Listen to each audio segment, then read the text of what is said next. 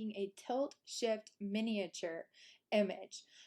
Normally these images would be made with a tilt shift lens that costs a couple of $1,000s. Here we're going to mimic it in Photoshop. So a tilt shift lens is one that will change the orientation or position of the lens with respect to the film or sensor plane on the camera. Tilt shift lenses aren't only used to make real things look like toys. Photographers who want to capture large scale architecture without losing detail also use them.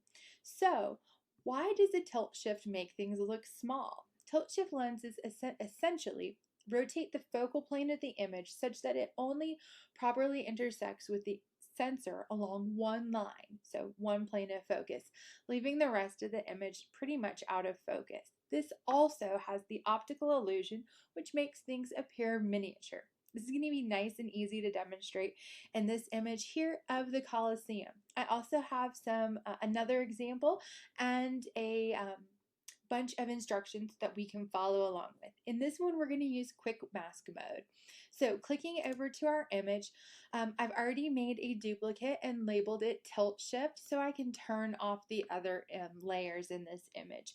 I'm going to hit Q on my keyboard so that I can enter quick mask mode, and you can tell because the layer itself turns red.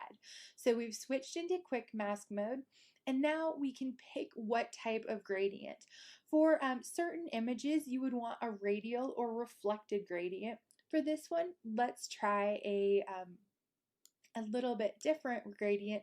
Let's do one of a radial gradient right here. So I've made sure that I have white as my foreground color and black as my background color. And now I'm going to just kind of click around, and when I exit quick mask, so I'm pulling from about here over, I really want the center of the Colosseum to be in focus and the rest of the image to drop out of focus. So when I exit out of quick mask mode, you can see it's not exactly where I want it to be. So let's shoot again and bring it a little lower. Again, we can also keep this on quick mask mode and come up here with our V move tool and actually move our quick mask around.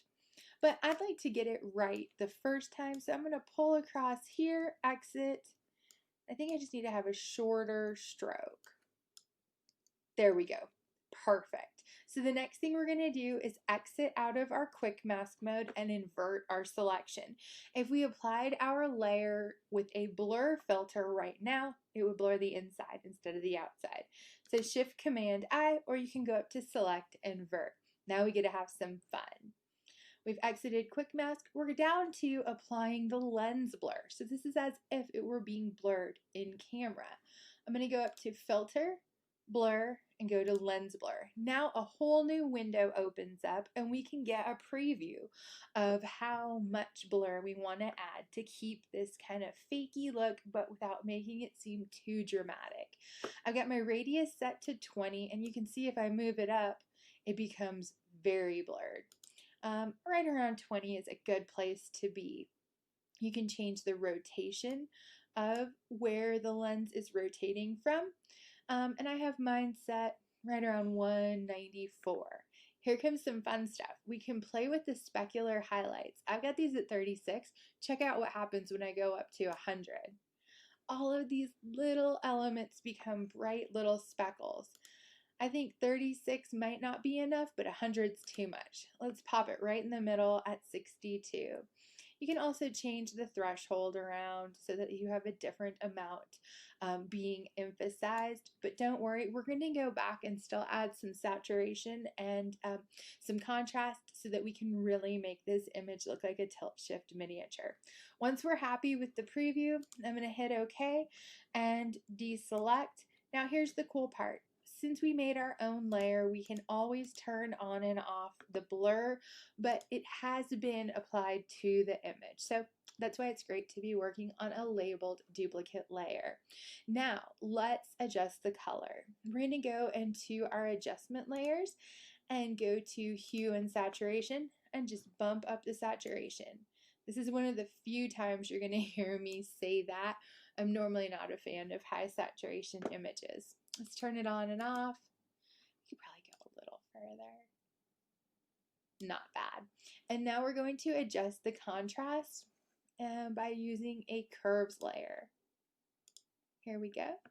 And so now that we have our nice curves layer, let's make it even more dramatic. So I'm just going to bring it down a little bit here and pop my highlights back up. Wow, that's a lot of contrast, but it's a super fun version. And at any point, you can always bring down the opacity of any of these adjustment layers. Now we're done and we can save our super cool tilt shift mimicked image. Now you get to go and try your own. Thanks, guys.